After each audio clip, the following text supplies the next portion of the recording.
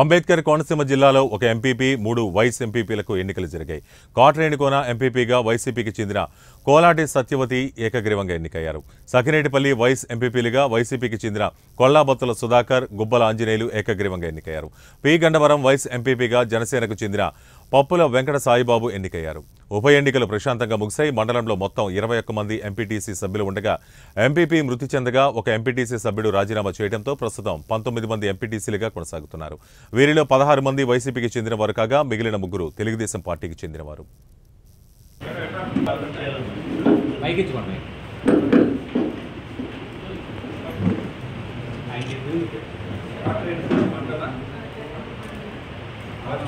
కాట్రేనికోన మండల పరిషత్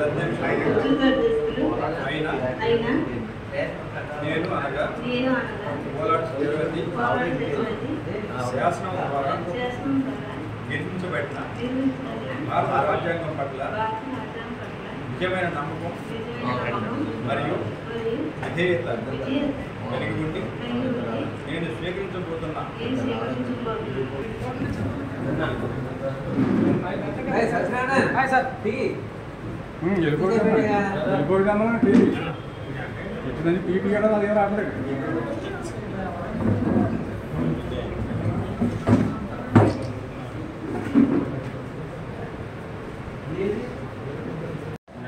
ఈరోజు కాట్రేనికోన మండలానికి సంబంధించిన ఎంపీపీకి సంబంధించిన ఎన్నిక జరగడం జరిగింది.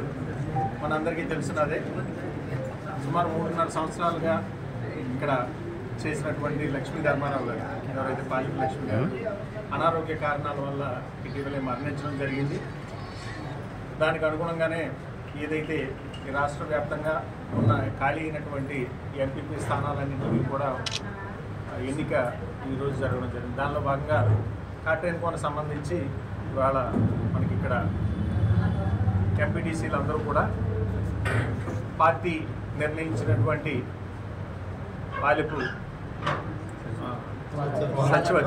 కోలాటి సత్యవతి గారిని ఇవాళ ఎంపీపీగా ఎన్నుకోవడం జరిగింది.